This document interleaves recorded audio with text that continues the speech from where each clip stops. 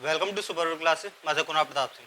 कल हमने पृथ्वी के अक्षांश, देशांतर वगैरह, विषुवत रेखाएं, इनके बारे में पढ़ा था। पृथ्वी की एक मोटी मोटी चीज़ें जो भी आने की पॉसिबिलिटी रहती है, सूर्यग्रहण, चंद्रग्रहण वगैरह के बारे में, अक्षांश और देशांतर रेखाओं के बारे में। आज देखते हैं हम ग्रहों के बारे में।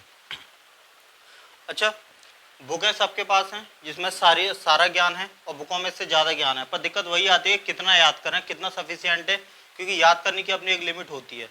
तो मैंने यहाँ वही चीज़ लिखा है कि ग्रहों के बारे में अगर आपने इतना याद कर लिया, इस चीज़ को दिमाग में बिठा लिया, तो पहली बात तो इससे बाहर कुछ नहीं आना, इतनी गारंटी है। और दूसरी बात, किसी भी बुक को उठा लो, इससे ज़्यादा ही जानकारी भरी पड़ी होगी।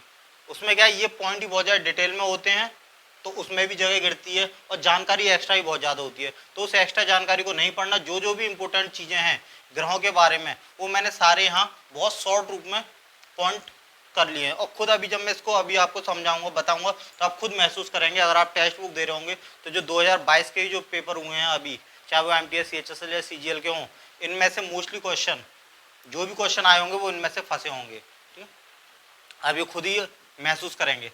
तो देखते हैं सबसे पहले ग्रहों के बारे में। तो ग्रह जो है हमारे बुध, शुक्र, पृथ्वी, मंगल, बृहस्पति, शनि, अरुण, वरुण, ये थे। हालांकि यम भी था। परंपरागत जो ग्रह होते हैं उनमें 9 ग्रह होते थे। बुध, शुक्र, पृथ्वी, मंगल, बृहस्पति, शनि, अरुण, वरुण और यम। यम को अब हटा दिया है। ठीक है, यम जो होता है वो अब बौने ग्रहों में आ गया। पहले वो परंपरागत ग्रहों में वो यम भी था, 9 ग्रह होते थे, अब रह गए 8। और प्लूटो भी कभी शामिल कर लिया गया था, पर ये ग्रहों की डेफिनेशन में प्लूटो और यम फिट नहीं बैठते, इसलिए इनको हटा दिया। तो ग्रह मात्र अब 8 ही हैं।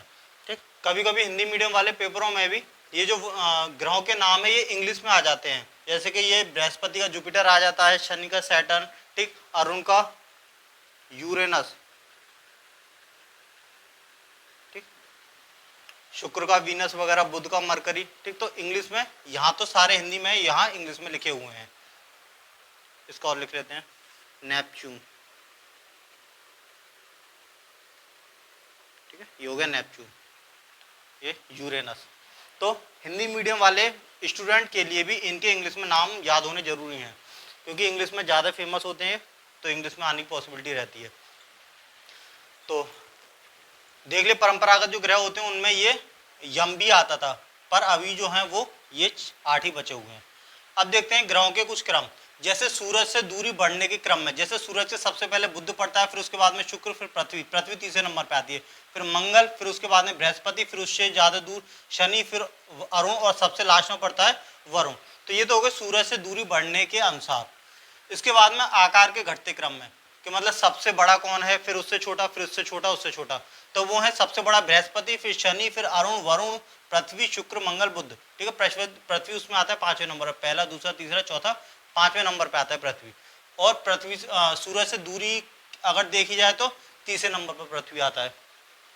अब इनको तो आपको सीधा रटना है, बुध, शुक्र, पृथ्वी, मंगल, बृहस्पति, शनि, अरुण, वरुण। पर इनके लिए आप ट्रिक बना सकते हैं। इसकी ट्रिक है, बीएसए व पशु मंद बुद्धि है।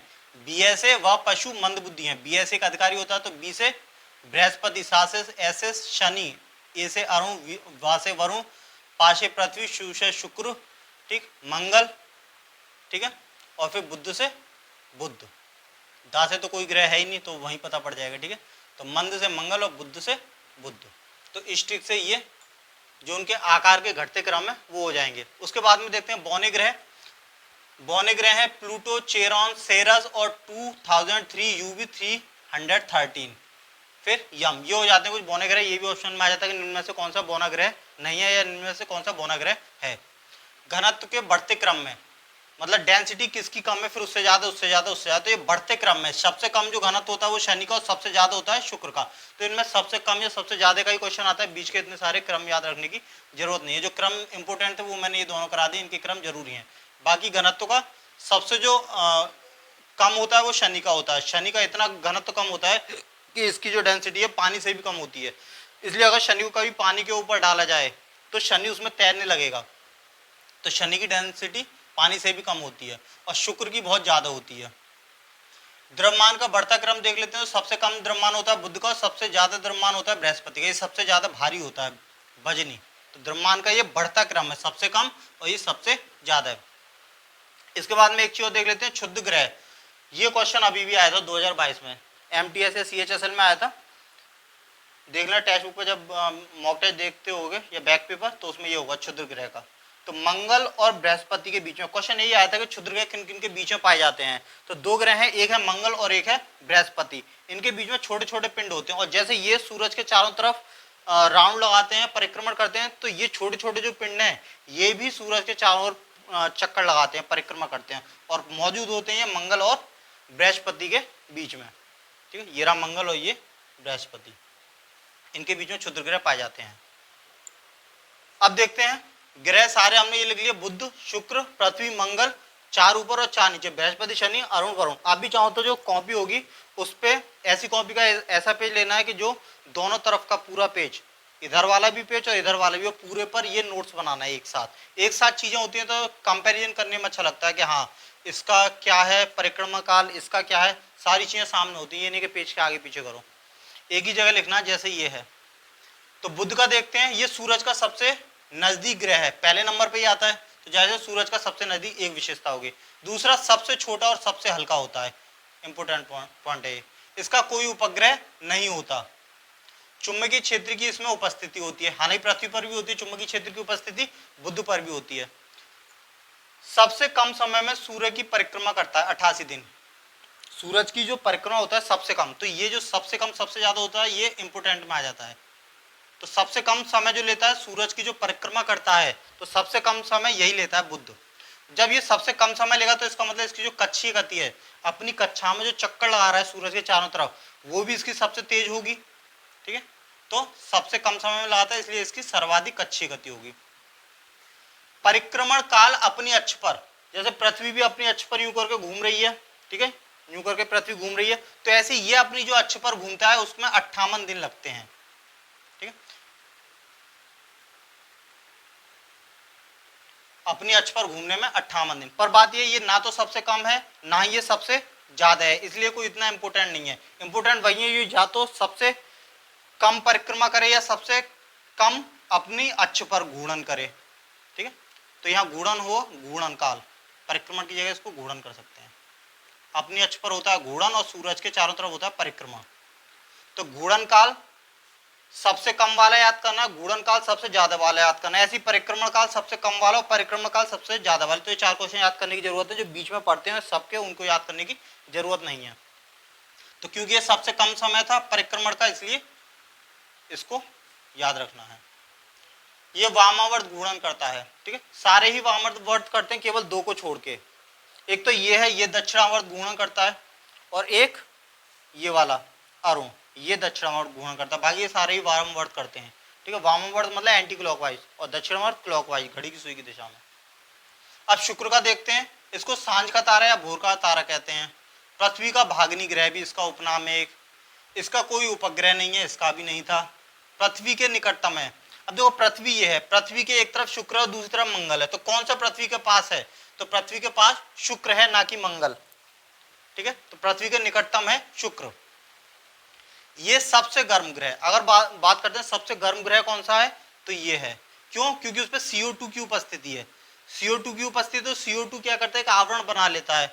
ठीक, और उसको जो जब वेव जो वापस लौटती है तो उसको वापस नहीं लौटने देता, वापस उनको अर्थ पे भेज देता है, जमीन की तरफ। ठीक है, जिसको ग्रीन हाउस इफेक्ट वगैरह बोलते हैं। तो उसकी वजह से ये सबसे गर्म रहता है शुक्र, CO2 की उपस्थिति के कारण, क्योंकि उसमें 96% CO2 उपस्थित है। सबसे गर्म है तो ये सबसे चमकीला भी होगा। ठीक, घनत्व और आकार में पृथ्वी के समान है। सूर्य का परिक्रमण काल 224.7 दिन है, और अपनी अक्ष पर जो परिक्रमण काल है वो 243 दिन है। देखो यहां अंडरलाइन लग रहा है, इसका जो परिक्रमण काल है वो है 243 दिन। ठीक, अपनी अक्ष पर, जो कि सबसे ज्यादा है। और किसी का भी देखेंगे तो अपनी अक्ष पर जो घूमता है, जब पृथ्वी अपनी अक्ष पर घूम रही है, ठीक, तो इतना ज्यादा, पृथ्वी अपने 24 घंटे में लगभग घूम जाती है अपनी अक्ष पर, तो ये सबसे ज्यादा है, तो इसलिए इसको भी इंपोर्टेंट में डाल दो। परिक्रमण काल और अपनी अक्ष पर घूर्णन गति, उन दोनों का सबसे ज्यादा और सबसे कम वाले याद रखना है। तो एक मिल गया, ठीक है, जो सबसे कम परिक्रमण है। और यहाँ ये अपनी अक्ष पर घूर्णन, तो ये घूर्णन का हो गया जो सबसे ज्यादा है। ठीक, एंड में देख लेंगे, जब सारा पढ़ लेंगे तब इनको टॉपिकों को बाद में डिस्कस कर लेंगे। बाकी दक्षिणावर्त घूर्णन है तो वो हमने देख लिया था, शुक्र और अरुण में दक्षिणावर्त है, ये डैश डैश लग रहा है, मतलब ये और ये, इनमें दक्षिणावर्त घूर्णन और बाकी सब में वामावर्त घूर्णन। पृथ्वी का देखते हैं, नीला ग्रह बोला जाता है, इसका एक ही उपग्रह है केवल चंद्रमा। अक्ष पर घूर्णन 23 घंटे 56 मिनट 4 सेकंड लेता है। हम बोलते हैं ना 24 घंटे, वो 24 घंटे ना होकर एक्यूरेट जो टाइम होता है उसका 23 घंटे 56 मिनट 4 सेकंड। और जो सूरज का परिक्रमण करता है वो 365 ना होकर 365 दिन 5 घंटे और 46 सेकंड। अब ये जो 5 घंटे 46 सेकंड है, यही 4 साल में 24 घंटे बन जाते हैं, क्योंकि 5 चौक 20 और ये 46 सेकंड का हिसाब करते हैं 24 घंटे बन जाते हैं। और जब 24 घंटे हो गए तो वो अपने आप में एक दिन हो गया। तो इसलिए जब लीप ईयर आता है 4 साल बाद में तो वो 29 दिन का होता है। और वैसे मतलब फरवरी 29 दिन की होती है, और वैसे नॉर्मल साल में फरवरी 28 दिन की होती है। और लीप ईयर में जो 4 साल बाद में आता है उसमें फरवरी होती है 29 दिन की, और टोटल दिन होते हैं 366। और वैसे कितने होते हैं? लगभग 365। और एक्यूरेट टाइम ये 365 दिन 5 घंटे 46 सेकंड। तो इसकी वजह से वो लीप ईयर में फरवरी का एक दिन बढ़ जाता है। ऋतु परिवर्तन जो होता है, जो मौसम परिवर्तन होता है, वो अपनी अक्ष पर ये झुकी होती है उसकी घूर्णन की गति के कारण, और सूरज के चारों तरफ ये परिक्रमा करती है उसके भी कारण। मान लो ये सूरज है और पृथ्वी यूं करके घूम रही है, पृथ्वी इसके पास है तो टेम्परेचर सूरज का काफी है, तो धूप तेज पड़ती है तो यहाँ गर्मी होती है। जब ये पृथ्वी यहाँ से घूम के यहाँ चली जाती है तो दूर हो जाती है, तो इसकी जो गर्माहट है कम जा पाती है इतनी दूरी पर, तो इसलिए यहाँ सर्दी होती है इधर, और यहाँ पास होता है तो गर्मी। ठीक है, तो जो इसका ऋतु परिवर्तन है सूर्य परिक्रमण के कारण और अपनी अक्ष पर झुके होने के कारण। चंद्रमा पृथ्वी की परिक्रमा 27 दिन में 6 घंटे में करता है। ये वाला क्वेश्चन अभी 2022 में आया था CHSL या MTS में। ठीक है, देख लेना मॉक टेस्ट में ये क्वेश्चन आया हुआ है। चंद्रमा पृथ्वी की परिक्रमा 27 दिन, उसमें 6 घंटे नहीं दिया था, केवल 27 दिन दिया था। दिन दिए थे 27 दिन 28 दिन 33 दिन इस तरह से। तो चंद्रमा जो पृथ्वी की परिक्रमा करता है वो 27 दिन में और 6 घंटे में करता है। तो मेन क्वेश्चन जो आया था वो केवल 27 दिन ऑप्शन दिया हुआ था। और चंद्रमा अपनी अक्ष पर जो घूर्णन करता है, ये तो चंद्रमा पृथ्वी की परिक्रमा हो गया, मतलब पृथ्वी के चारों तरफ घूम रहा है। और ये जो नीचे वाला है अपनी अक्ष पर घूर्णन, ये खुद से ही यूं करके घूम रहा है, बॉल जैसे यूं करके लट्टू की तरह खुद घूमता है। लट्टू घूमता नहीं यूं करके, ऐसे खुद अपने। तो अपनी अक्ष पर घूर्णन भी 27 दिन 6 घंटे में करता है। तो इंपोर्टेंट है, ये आ चुका है क्वेश्चन। मंगल देखते हैं, मंगल ग्रह को लाल ग्रह बोलते हैं। रीजन क्या है? उस पर आयरन ऑक्साइड की उपस्थिति होती है काफी ज्यादा, जिसकी वजह से उसकी मिट्टी लाल कलर की दिखाई देती है, लाल ग्रह दिखाई देता है। इस पर जीवन की संभावना पॉसिबल है, क्योंकि इस पर पानी की या बर्फ वगैरह की थोड़ी बहुत मात्रा, वाष्प वगैरह के सबूत मिले हैं।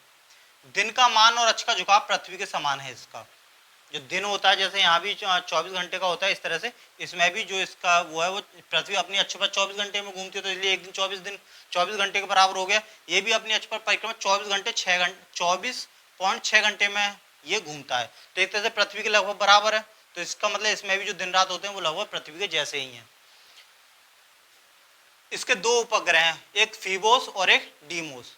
पृथ्वी का केवल एक ही था, और उससे पहले इन दोनों के कोई उपग्रह नहीं थे। सूर्य का परिक्रमण 687 दिन में करता है। तो ये ना तो ये ज्यादा है ना कम है, इसका कोई भी अंडरलाइन नहीं करना है, जानकारी के लिए लिख दिया है। अब CGL में तो कुछ भी आ सकता है, तो उस पर करना पड़ेगा। CHL MTS में केवल सबसे कम सबसे ज्यादा वाले आते हैं। अपनी अक्ष पर परिक्रमण तो पृथ्वी जैसा ही, पृथ्वी में 24 घंटे हैं, यहाँ 24.6 घंटे। सौर मंडल का जो सबसे ऊंचा पर्वत है उसका नाम है निक्स ओलंपिया, वो इसी मंगल ग्रह पर उपस्थित है। वो माउंट एवरेस्ट से 3 गुना ऊंचा है। जितना हमारा माउंट एवरेस्ट ऊंचा है उससे 3 गुना ऊंचा है, उसका नाम है निक्स ओलंपिया, वो इस मंगल ग्रह पर ही मौजूद है। और जो सबसे बड़ा जो ज्वालामुखी है ओलिपस मेसी, वो भी इसी मंगल ग्रह पर उपस्थित है। सबसे बड़ा ज्वालामुखी और सबसे बड़ा पर्वत दोनों ही मंगल ग्रह पर उपस्थित हैं।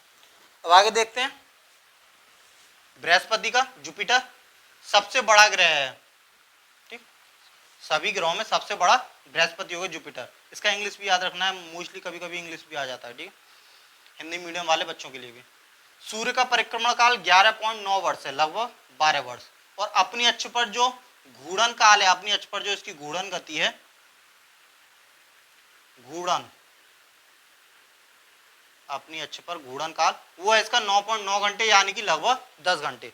सबसे ज्यादा अगर उपग्रह किसी ग्रह पर पाए जाते हैं तो वो इस पर है 67 उपग्रह। तो ये भी अपने आप में एक इंपोर्टेंट क्वेश्चन हो जाता है कि सबसे ज्यादा उपग्रह किस पर है? बृहस्पति पर, 67 उपग्रह हैं इस पर। शनि का देख लेते हैं। शनि का पीछे भी बात हुई थी, सबसे हल्का ग्रह है वो, हल्का नहीं मतलब इसका घनत्व जो है सबसे हल्का तो बुध है।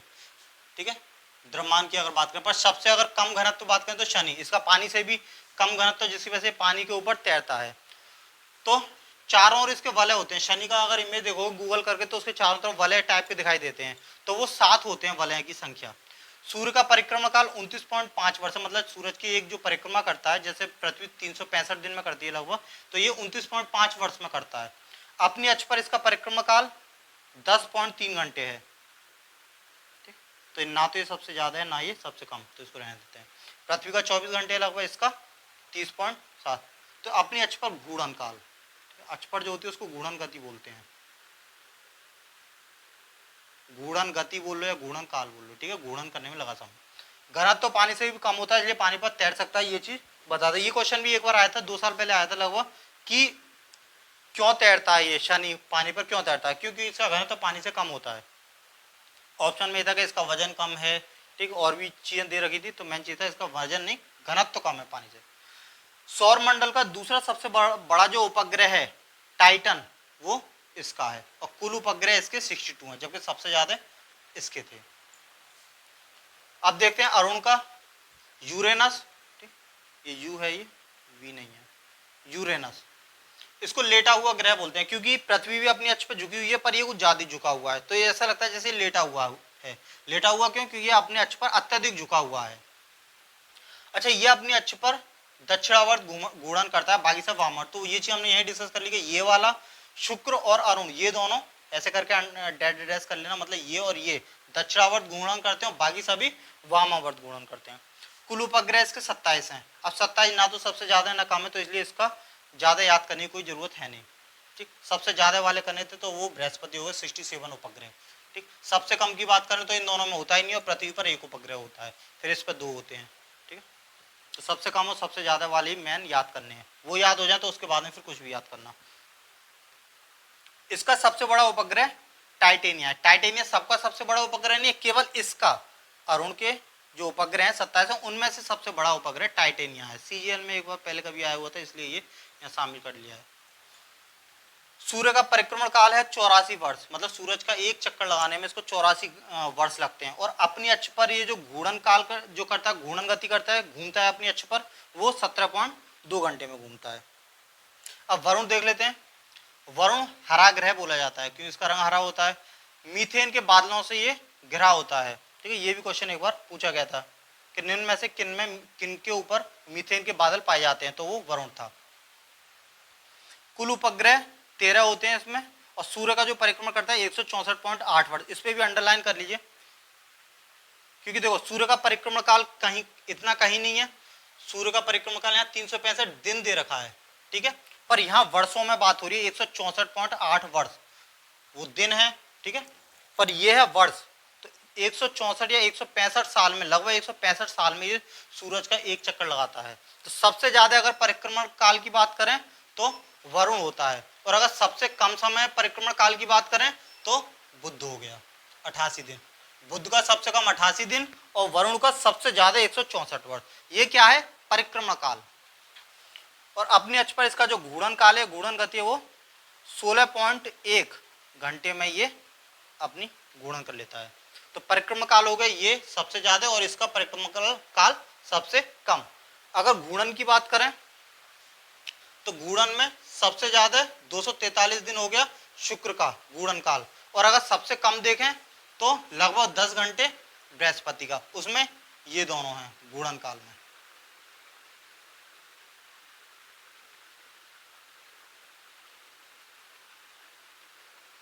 ये वाला इसका घूर्णन काल 243 दिन, घूर्णन काल की बात कर रहे हैं, परिक्रमा काल की नहीं, और इसका सबसे कम है केवल 10 घंटे, और इसका 243 दिन। तो घूर्णन काल देख लिया, इन दोनों को याद करना है घूर्णन काल के लिए। और परिक्रमा काल की बात करें तो ये बुध और तुम्हारा वरुण। तो इस तरह से ये ग्रहों का सारा ज्ञान हो गया, ठीक है, इससे बाहर कुछ भी नहीं आएगा। तो इस तरह से पूरा नोट्स बना लेना, इनको सभी को याद करना है। और बाकी अगर आप हिस्ट्री देखना चाहते हैं, हिस्ट्री कंप्लीट हो गई है। जो एसएससी सुपरवे क्लासेस जो चैनल है, उसमें एक प्लेलिस्ट बनी हुई है SSC GK by Kunal sir, उसमें पूरी हिस्ट्री लगभग 46 लेक्चर हैं, उसमें पूरी हिस्ट्री मैंने कराई हुई है शॉर्ट नोट्स की तरह, जैसे कि ये हैं। तो उसको आप एक तरफ से नोट्स बना सकते हैं। धन्यवाद।